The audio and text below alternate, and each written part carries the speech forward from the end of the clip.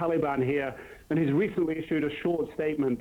In that statement, he criticizes what he called an act of terrorism, and he was very explicit. He said that Osama bin Laden was not responsible for it, and he said that all he wanted for his country was peace and peace for other countries in the world.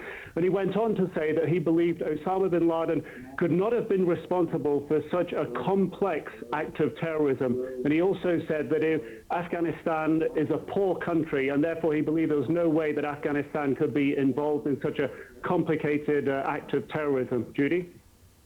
Nick, help us understand, who is More Omar, the gentleman you're quoting?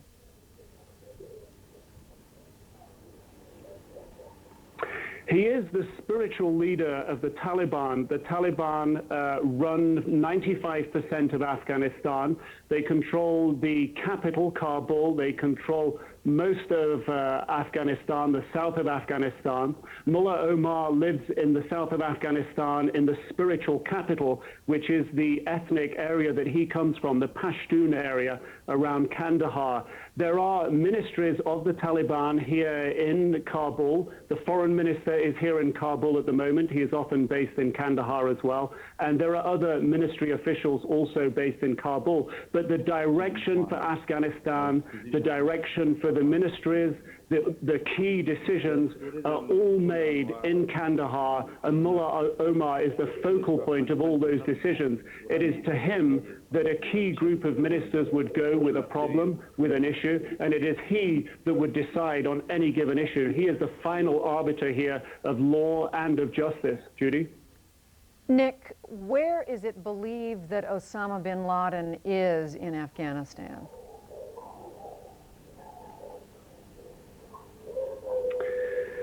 That is a very difficult question to answer. Osama bin Laden, his location is kept extremely secret. As foreign media traveling around Afghanistan, one is often watched and an eye is kept on us by various ministries to ensure that we don't go searching around the country. Our movements around the country are generally restricted to main cities that are agreed in advance by the authorities. So it's very difficult to gauge where Osama bin Laden is.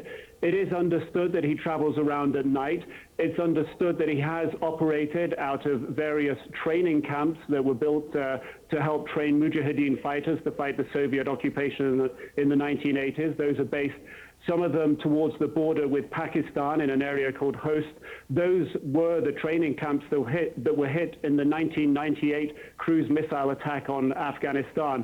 It's also rumored that Osama bin Laden spends some time close to Kandahar, close to the spiritual leader of the Taliban, Mullah Omar. But to exactly put a fix on his location is a very, very difficult thing to do. He works by extreme secrecy. The very few journalists that have been able to meet with him over the last few years are always held at a location and taken blindfold to another location where they can interview him. So people generally, when they meet him, they don't know exactly where they are. They wait there, he arrives, he departs, then they're free to leave. He lives by extreme secrecy here. All right, CNN's Nick Robertson joining us, as you could see, from Kabul, Afghanistan, the country run by the religious group, the Taliban, the group that has been suspected, believed for some time of harboring Osama bin Laden. Thank you very much, Nick. And again, we apologize for the delay in the audio there. It is because Nick is on this video phone, which is a new device that we're using, and there is always a delay. Tends to be a delay in audio. I want to bring in now our national security correspondent, David Ensor. You're looking at pictures as I do this from New York City in the moments following the worst of today's attacks on the World Trade Center in New York City, Lower Manhattan, where you can see people running in sheer terror away from either one of the two airplane crashes into the top of the World Trade Center, both towers of which collapsed later on, to the utter horror of people watching both live and on television across the United States and around the world, for that matter. New York City, the subject of the worst terrorism ever to strike the United States. So while we certainly mourn the loss here in Washington at the Pentagon, the airplane that crashed into the Pentagon, the other airplane that crashed near Pittsburgh, both of them commercial airliners with civilians on board. The loss of life in New York City is utterly unbelievable. And just picking up as we look at these pictures, picking up on what Nick Robertson was saying from Afghanistan, even as the leaders of the Taliban deny any role in this, an Arab journalist based in London is quoted today to the Associated Press as saying that followers of Osama bin Laden warned 3 weeks ago they were going to carry out this sort of an attack. New York City Mayor Rudolph Giuliani joining us once again. Mayor Giuliani. The tragedy that we're all undergoing right now is something that we've had nightmares about, but probably thought wouldn't happen.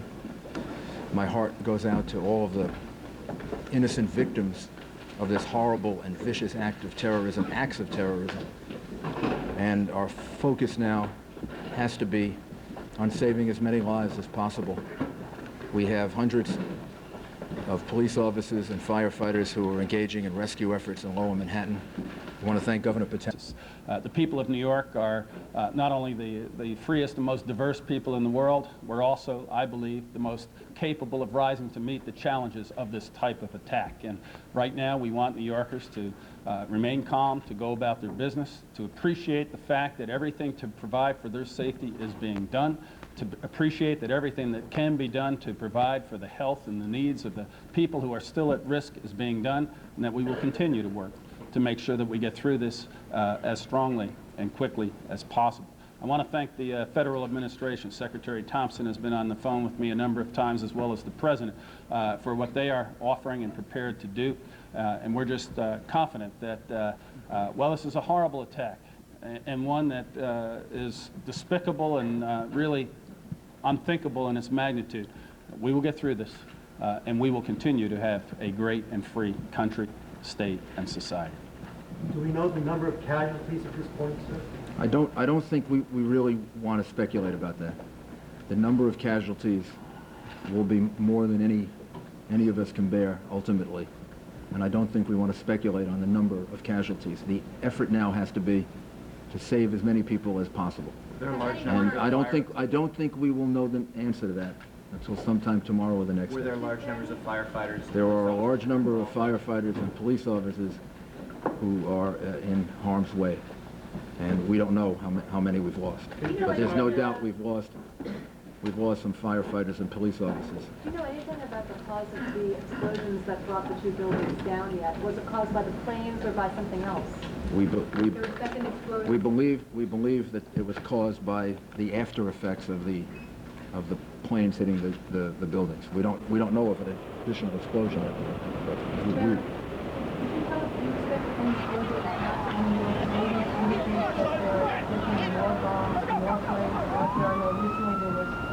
Report that 8 planes have been hijacked, 4 have only been accounted for. What about the remaining 4? And is there any possibility that there could be bombs on the ground planted by... We have no specific information to that effect. Obviously, the city is now closed. The airspace around the city is closed. And we are on heightened alert. But we have no specific information suggesting any further attack. Can you tell us where the planes came from? I think to give the people of New York confidence, to show that the federal government is standing with us, and to just to make certain that nothing further happens. This has been a very, very difficult and traumatic day for people of the United States and the people of the city. And I think that it's an act that shows that the federal government is going to do everything they can to support us and help us. Can you give us an idea of the extent of the rescue effort that's going on right now in Lower Manhattan? The scope of this thing, this operation? There are over 1,000 rescue workers, probably about 2,000 that are deployed, trying to get into the buildings, trying to find people, trying to search for people. The governor and I spoke a couple of hours ago. The governor has deployed the National Guard to relieve them because our people are going to need reinforcements pretty soon. But right now they don't want to leave because they're searching for innocent citizens, and they're searching for some of their brothers and sisters. Are you finding survivors? Yes, we have some numbers that we can give you. We have 1,500 people at Liberty State Park who were evacuated, described as walking wounded. They were evacuated by ferry and other means. There are about 600, as of about 15 minutes ago, in local hospitals that we account for. 600 people that are being treated in local hospitals. And there are 150 in particular that were critical, that were moved by EMS. New York City has 170 hospitals. So we have a lot of hospitals, and we're utilizing all of them. Probably the one that was the hardest hit was St. Vincent's Hospital. And I would like to just single them out and commend them, because as I was rushing down there, after the first plane hit, and before the second, they were already deploying people on the street. I could see the doctors and nurses outside getting ready to receive people. And that was before the second plane actually hit the World Trade Center. What was your experience down there? Also blood donations. We have several sites for blood donations. 153 East 53rd Street, 66th in Amsterdam, which is the Red Cross, and 310 East 67th Street. If people want to do something and they can donate blood, that's going to help not just today, but tomorrow and the next day. This relief effort is going to take some time. Mr. Mayor, you were one of the first people down there. Can you describe the scene in your own words, what you saw down there? I don't know that I'm really able to describe it. It was the most horrific scene I've ever seen in my whole life. We saw the World Trade Center in flames, a big gaping hole all the way on the top of it. We could see people jumping from the top of the building. And then we went into Barclay Street, 75 Barclay Street, I think it was, and we were there when the building collapsed, and it collapsed in part on 75 Barclay Street. So we were trapped in the building for maybe 10 or 15 minutes, trying to get out different exits. And we finally went through a basement and came out 100 Park Place. Did you ever fear for your own safety, sir? Sure, yeah. What went through your mind? I don't think anything went through my mind other than making sure that we all remained calm and found an exit and just tried to figure out the most intelligent thing to do. Probably the same thing that went through the minds of 10,000 other New Yorkers who I could see on the streets, and I really have to commend them. If you really want to know what New Yorkers are all about, you just watch the way in which they handled themselves. They didn't panic. They moved deliberately. They moved swiftly. But they didn't hurt each other. They helped each other. I mean, these are just the most wonderful people in the world. Do we know anything about the composition of that dust that blankets lower Manhattan? Is there any asbestos or any hazardous material in that dust? I don't know. I don't know the answer to that. Mr. Mayor, I got reports of gas explosion related to this. Is that what you were aware of that? There was a gas leak or possible explosion? We don't believe it. We don't believe that's the case. Mr. Mayor, can you tell us anything about where the planes come from, where the aircraft came from? Bill Diamond reminds me that we've turned off the gas in the city buildings, just to be certain. Can you tell us as a anything precaution about where these aircraft came from? There was a report that may have been hijacked in Boston. I think we should leave that up to the federal government to yes, we do have some information, but I think we should leave that up to the federal government to release that information. Our focus is on the relief efforts. And Governor, do you think there should be any retaliation on the part of the United States for what happened here in this country, both in New York, Washington, and other places? First step right now, Marcia, is to make sure we do everything to help those people who need our support, and whether they're injured or still trapped in buildings. The second thing is to make sure at the same time we're providing the maximum security against possible additional incidents. But clearly, this is an attack upon America. It's an attack upon our freedom and our way of life, and we must retaliate and go after those who perpetuated this heinous crime against the people of America. Mayor, this has been compared to Pearl Harbor. Do you consider this to be an act of war? This has been compared. I'll do both. This has been compared to Pearl Harbor. Do you consider this to This be is an a act of war? this is a vicious, unprovoked, horrible attack on innocent men, women, and children. It's one of the most heinous acts, certainly in world history.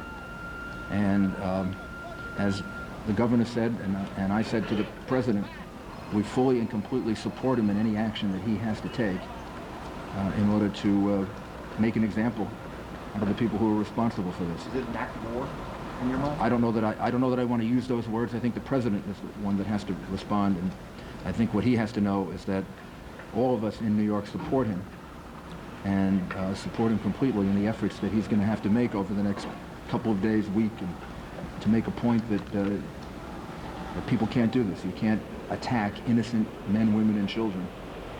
And ultimately, totally confident that American democracy and the American rule of law will prevail. And the people of New York are going to help to demonstrate that over the next couple of days. Anybody take responsibility for this? Any group take responsibility at this time? And what is the city doing to safeguard the citizens now that something like this has happened? Well, first of all, I don't know if anyone has taken responsibility for it at this time. And secondly, the New York as a result of this, so it's going to be devastating to Wall Street for quite some time. Internationally, the markets are all selling off quite a bit, as you might suspect, on the heels of something like this. Would you call that just simply knee-jerk reaction then, Jim? I would call it a knee-jerk reaction, and typically, now this is unprecedented. We've never had anything like this, so you can't really gauge history, but typically when you have a knee-jerk reaction to a devastating event, it's very short-term in nature, 1 or 2 days, and then Wall Street seems to go back to the business that it's used to doing. So I would expect that you would see a knee-jerk reaction, severe sell-off whenever they do reopen Wall Street, but one that would be very short-term. Well, I'm sorry, go ahead, Karen. Do you have any indication when that might be, Jim? When they might reopen Wall Street? They have not given us any indication. The schools, the channel. Our prayers and our thoughts are with all of those families tonight. Pam Harris is out at DFW Airport right now. Pam, what kind of update do you have for us? Well, Jane, things are relatively calm here, and we have been here for a little while now. As I mentioned earlier about the eeriness of the quiet sky. If parents aren't there to pick up the young children, then the children will be taken to a center, and the parents will be notified to come and pick them up. The children who have Metro cards, who normally travel on the subway, will be able to do that. The subways are functioning in 4 of the 5 boroughs, and can we get an update, Joe, on how the subway's doing in Manhattan? All the lettered lines are working. And in Manhattan? In Manhattan lines, all the lettered lines. All the lettered lines are working, including in Manhattan, and throughout the rest of the city, public transportation is normal, so the children should be able to return from school in the normal fashion. And if any children don't have parents to pick them up, then we'll hold them, let the parents know, and then the parents can come and pick them up. Mr. Mayor, you mentioned you were on Barclay Street. What's the radius of damage that's been affected? How many other side streets around the world? I don't think we know yet. The whole area of Lower Manhattan has been very much affected by it. How many police and fire are involved? Like how many all NYPD off-duty officers, have they come in, or like all NYPD and FDNY officers are on. And again, thanks to the governor and the way in which the state reacted, we will have 1,600 National Guard to relieve them over a period of time, so we can get some relief for them. If anybody's looking for someone that may have been in the World Trade Center or in and around that area, what should they do? How can they get information? We're going to give you numbers so that we can try to help coordinate that. Individual businesses have already done that, but we will as soon as we can find some time from the relief efforts, give you a number in which people can call, and then we can direct them to the right place. The National Guard looting or anything like that? Any lawlessness? There have been no reports of lawlessness, no reports of looting. As I said, we saw a lot of people that were part of the escape effort. And they seem to be conducting themselves in a very, very sensible way, a very deliberate way. They seem to be helping each other. So I don't think we have any reports like that at all. So the only National Guard we'll see will be in Lower Manhattan, in the bomb site area. They won't be patrolling the rest of Manhattan. No, the purpose of it is to help with the relief effort. We're gonna need the help of the state, surrounding areas with heavy-duty equipment. When will they be arriving? National Guard troops, some have arrived already, and we expect to have up to close to 2,000 between the National Guard and the state police by later this evening. Mayor, bridges and tunnels will have to stay closed.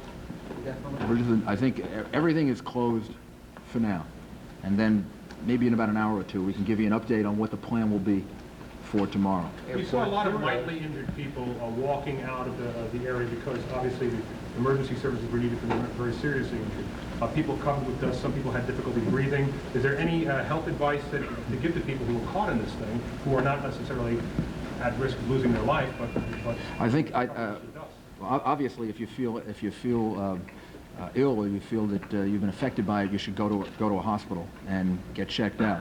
But if it's just discomfort that you feel, then you can do basically what we did, was to wash our faces off and get rid of the clothes and get to an area where you can breathe in fresh air. How many people were in the World Trade Center at the time of this attack? I mean, it was business had already started. It was right before 9 o'clock. I don't know. Tens of thousands? Yes. Approximately. Someone just gave me a number of approximately 10,000, but that's, that's a guess. How long will the city remain on a heightened state of alert? Until we're told not to. I mean, until the FBI and the police department and the federal government tells us that we shouldn't. Right now, the city is should be on a state of alert. Now, instead of frightening people, that should make people feel more confident that everything is being done to keep things secure. And again, let me emphasize that the reason for the National Guard, because I heard the question before, is to help with the relief effort, not because there's any fear of any other problems in the city right now. Mr. Mayor, can you tell us about the other public buildings, City Hall, One Police Plaza? When will the chief say for you to return? I don't know yet. I don't know yet. Hopefully soon, but I don't know the answer to that. And we heard reports that One Police Plaza was evacuated. Was that true? No, the command center is open. And it was never. We have people in the command center right now. Mr. Mayor, there have also been reports of large loss of life among the police and firemen who were sent there to rescue people. How accurate are those reports? There is no question that we lost police officers and firefighters, and some that I know personally, and all of us here know personally, that we're very worried about. And we're not going to know the answer to that until much later. And maybe we should just close now and give you a briefing later. And I would just ask everyone, I talked to Cardinal Egan before, because he's at St. Vincent's Hospital. Everybody should in their own way say a prayer and ask God for help and for assistance, and also ask God to give us the strength to overcome this, because I know we're going to need strength to overcome it. And I want the people of New York to be an example to the rest of the country and the rest of the world that terrorism can't stop us. American democracy is much stronger than vicious, cowardly terrorists, and we're going to overcome. Thank you. Well done, Mayor. Do we know when the next briefing will be?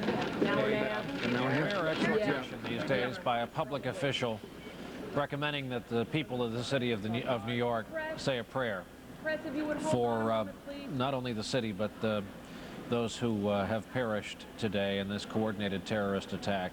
On the phone with us, been very kind to hold while we have listened to the New York City Mayor's first extended briefing, is Congressman Bob Stump, Republican of Arizona, not just a member of Congress, but chairman of the House Armed Services Committee. And Mr. Chairman, what has today's horrific series of incidents taught you?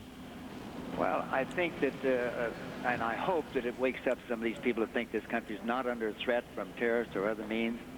Perhaps it will help us. We've tried to increase our human intelligence assets, but through increased funding, we have not been able to do that. If you don't see a shiny plane or a new tank sitting over there, people are a little reluctant to vote. We are desperately. Though, for the situation in New York, where things were just getting underway at the World Trade Center, the largest office building in Manhattan, the Twin Towers, 100 stories have both fallen after 2 hijacked jetliners were flown into them, flying bombs that brought those buildings down. Our Jim Angle is in Washington and has a late reaction from there. Jim? Hello, John. Well, what we have to report from here is about the president. Now, the president left his location in Florida, wound up giving a short videotaped speech from Louisiana. The problem here is that his political advisors would like him to return to Washington and take control in order to tamp down any sense of panic among the public. But the Secret Service does not want the president to return to Washington because they fear they cannot guarantee his safety. Now, the Secret Service would prefer the president to go to NORAD, which is in Colorado. It's a mountain that has I'm sorry, the word just in is that the president has landed at an Air Force base in Nebraska. Now, the president is flying around the country while his advisors argue with the Secret Service over whether or not it's safe to return to Washington. Now, obviously, he will land at safe locations, Air Force bases, to refuel and to figure out where things are. The president can do everything he needs to do from Air Force One, but the fact is his political advisors would like him to return to Washington because they want the president to be able to take charge in an obvious way to eliminate any for additional collapse. What about the prospect, as the governor's announced, of the National Guard being called into New York for an act of terrorism? Is this anything you ever envisioned, and what will they do? Well, in fact, that's the question, John, what they'll do. I would imagine that they will help support the police department, the fire department, provide logistical support, manpower, help with search and rescue. Whether or not they'll be used for law enforcement purposes, traffic control, things like that, I think I've not been privy to those discussions, so I don't know. But that's certainly possible. Leading up to the millennium, you personally designed a series of exercises where a disaster would unfold and they would respond to it, a tabletop exercise, a field exercise, and then another disaster, and then another, to make it more and more difficult to stretch the resources to the limit. Was that worst case scenario design that you put together to see if the city could handle such a momentous disaster anything close to this, or have a component like this? Yeah, you know, as we were planning for the millennium, we were planning for millions of people in Times Square and for the potential of something happening there. And we had to look at where all those resources would come from. So did you have, in your design, did you have a truck bomb go off and then something else happen? We had a sequence of events, both explosions, chemicals, biological incidents, and we looked at various types of terrorist events. And, you know, I think that what you're seeing here today... Either they don't know or they're holding back on that. We are told that there will be substantive intelligence briefings for members of the intelligence committees later this afternoon, but at this point about all they know is that these were well-coordinated attacks, well-coordinated, well-planned out. At this point, it's our understanding that members of Congress have been given no information as to who specifically might be behind these attacks. We should also add, and these intelligence sources pointed out to us, that security forces, American forces... Planning. Is there some hint?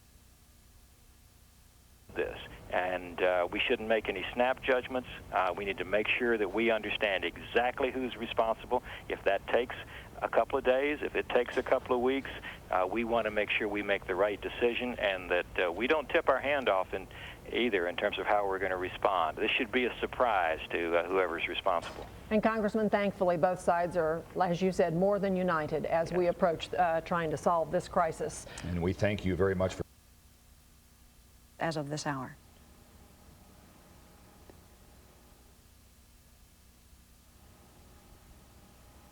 It is 3 o'clock in the East. It is noon in the Pacific time zone, and America has been under attack this day, the 11th of September, 2001.